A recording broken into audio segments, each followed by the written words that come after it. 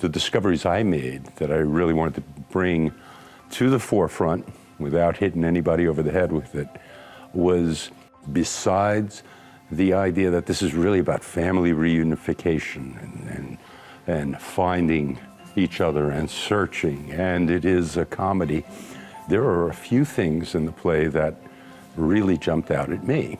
And in the very beginning, in the exposition, when Adrian, the Duke, sets up the impetus for the play to move on, the inciting incident, he talks about how the family had been separated in a giant storm.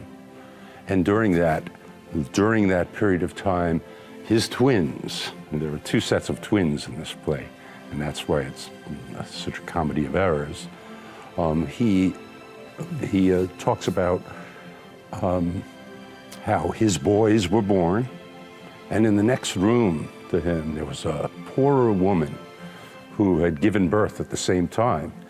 And his sons are both named Antipholus, and these two poorer boys that were born are named Dromio. And Adrian just says, very simply, he says, this poor woman gave birth at the same time, so I bought and brought them up to serve my sons. And in the beginning of rehearsals, I kept asking our students, I said, what do you guys think of that? And when they read the play, that just went by them. And I'm guessing that for a lot of our audience, those words can just get by them. But I pushed it a little bit in this introduction, and even added a line. And there's another bit that happens in the beginning of the show. We talk about what started this all, and it's an immigration. It's a show about immigration. Our main characters all come from Syracuse, which is in Sicily, and they migrate to Ephesus, which is really on the edge of Turkey today. And there's a trade war going on.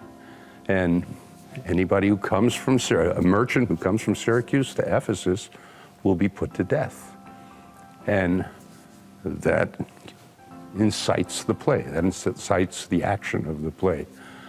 So we made a little addition to let the audience know that in the background of this play, there is kind of a protest going on, or there's a conflict with regard to immigration. In high school, we're taught that Shakespeare's language is different than ours. And it's been a long time since I've been in high school. So I understand the language just because I understand the plays. I've studied it for a long time, and I've seen the plays. So I think that's number one, is really understanding the language and having my own take on it, in my preparation of it. Hearing the nuance, even though there's a certain rhythm, scansion, a way of approaching the language, sometimes you got to take the chance with modern acting, more modern acting, and break things apart a little bit. Right now we're at the point in rehearsals, for example, where I have to tell some of the actors, stop at that period, wait a second, see what's actually happening, and then go on. The thing that really helped me prepare for this play in particular was understanding the geography of where what happened in the play. The fact that these people went from Sicily to Corinth to Epidamnum, which is all kind of in the Greek islands, and then made a move to Ephesus. That understanding of the geography really helped me understand the plays better, and then it helped me translate that or to pass that along to our students. Once they got it, things became a lot clearer. I'm completely impressed by the students at Suffolk. I think that their capacity for learning about the theater is tremendous. They also, as a group working, they work together very well. We've formed the students that I'm working with in every show that I've done here, they become a troupe. You can see the understanding of the work. You can see the conversations backstage getting a little deeper about the play and about what's happening. So I think that the students in the audience who come to see the play will get it.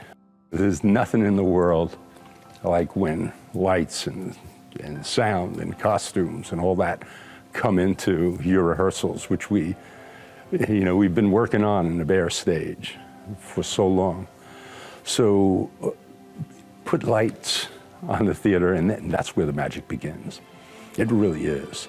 So I talked to Sophie and our other student designers, during our production meetings, and they're very open to anything that I have to say, and yet I love asking them what they think, to see the students' creativity and realizing how important each role is.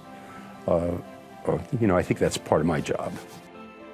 I think this will be an extraordinarily entertaining show.